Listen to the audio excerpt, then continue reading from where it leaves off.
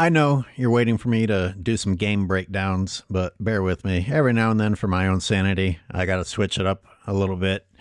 And, I'm recovering from watching the 2016 finals all over again. This caught my eye. I just thought it was interesting, and I hope you find it interesting too. I don't think I can't tell for sure, and I'm not going to spend enough time finding out. He's not a blatant LeBron fanboy, but he might be a closet LeBron fanboy based on the denial shown in the video titles. Oh, shit. Wait. Nope. That's a fanboy. That's a delusional fanboy.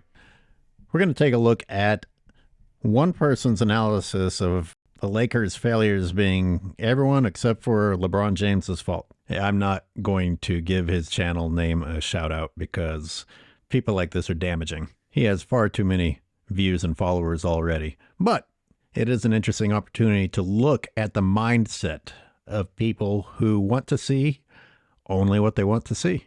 And this guy's thumbnail was clickbait, I guess. Maybe that's why I felt like doing that clickbait video that I did earlier today. Hey, it wasn't really clickbait. It was innocent enough. But this one, this is kind of clickbait. It's like it's trying to draw in LeBron haters only to defend LeBron.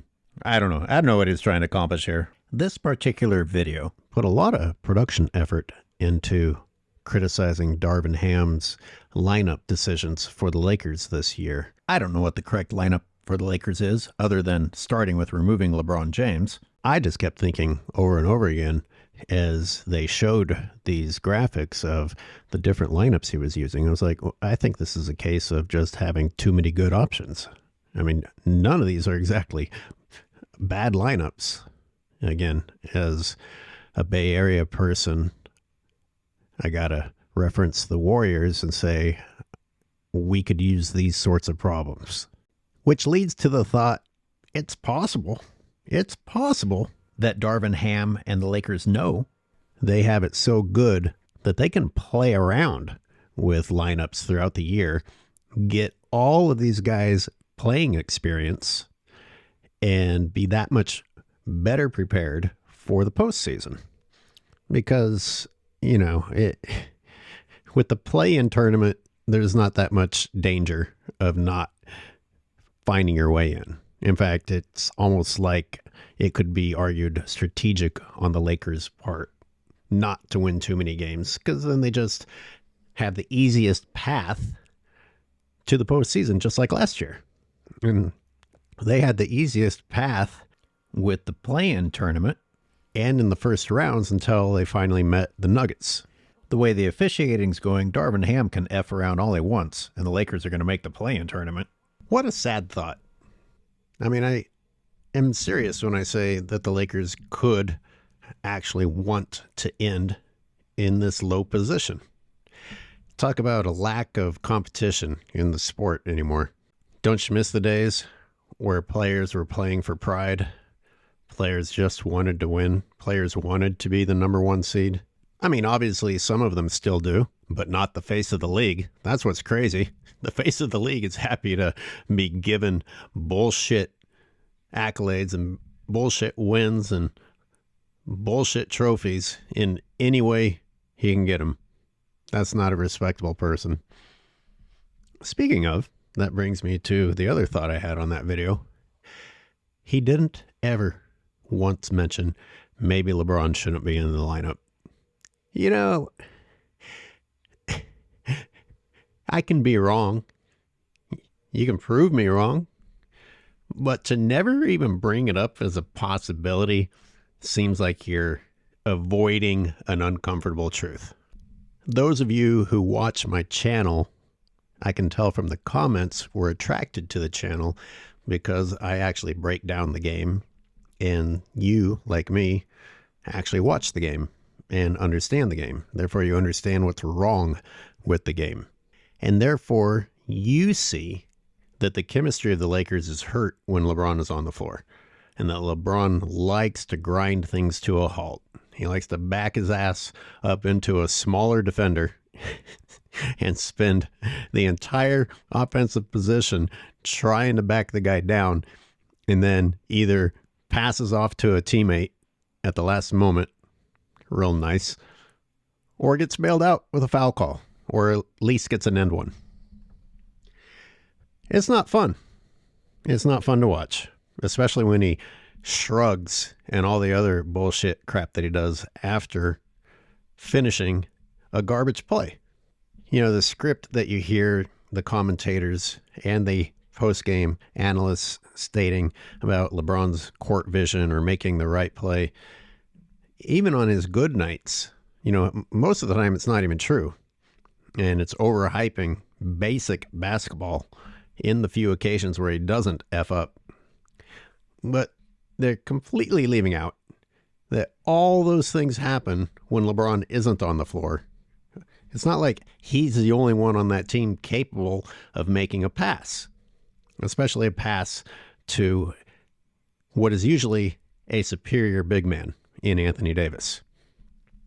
Hating on another channel is not my goal, but the depth that this person went into making this video is to be commended, while also making me wonder how you can go into that much depth and not criticize LeBron James.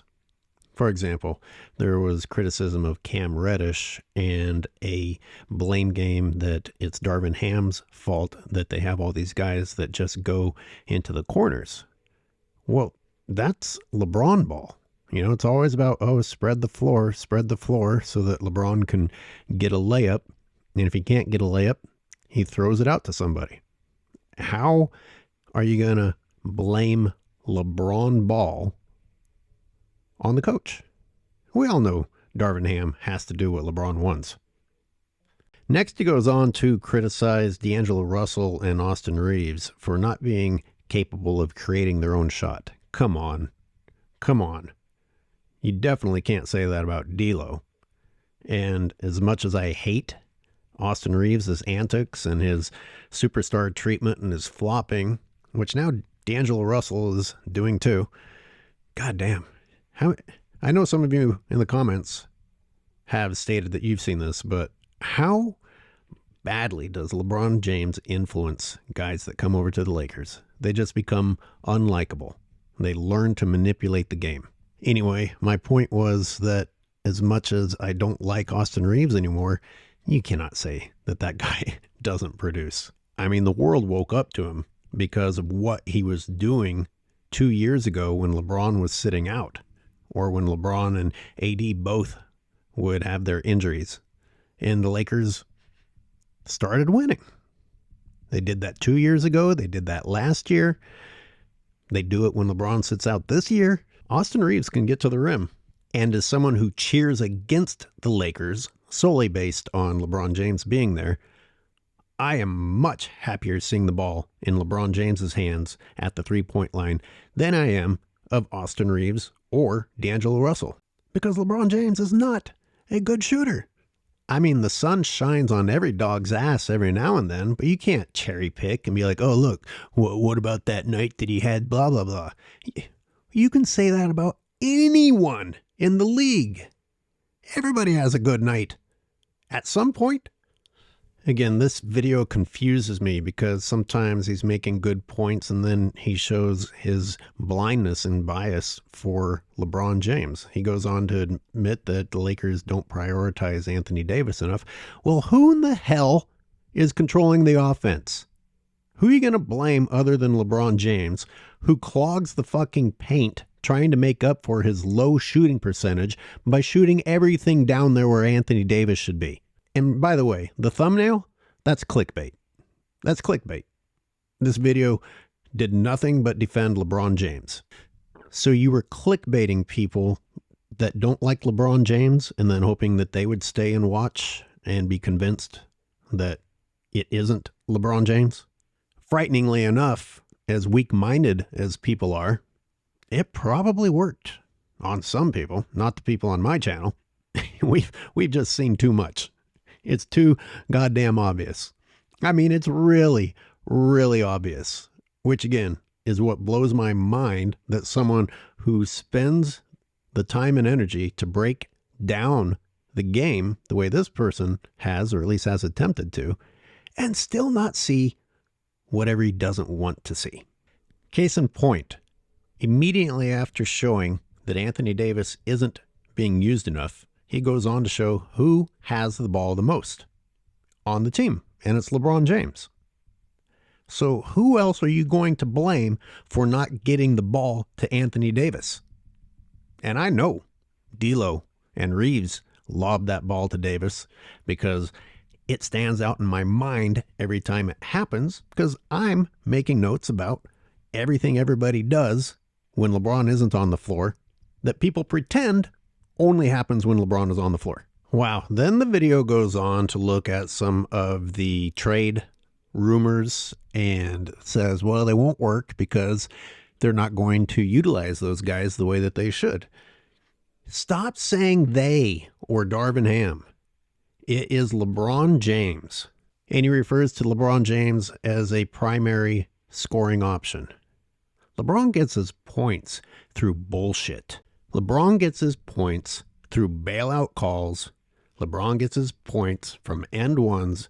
LeBron gets his points by going to the foul line when he shouldn't go to the foul line. Now, if all you care about is winning, yes, technically, your free throws that you didn't deserve helped you win. If you care about basketball, you can't praise that shit. It's bad enough if those are legitimate free throws. It's bad enough when you would rather end the game, the entire fourth period, at the free throw line rather than just playing basketball, even if those are legitimate trips to the foul line. But it's unbearable when those aren't even legitimate trips. The referees are rewarding manipulation of the game. The referees are rewarding attempts to slow down the game, to stop the game, which I thought was the opposite of Adam Silver's strategy with all this offense. Everything applies until it comes to LeBron James, and then you have a special set of rules. Well, if LeBron wants to do that, that's fine because it's LeBron. Wow.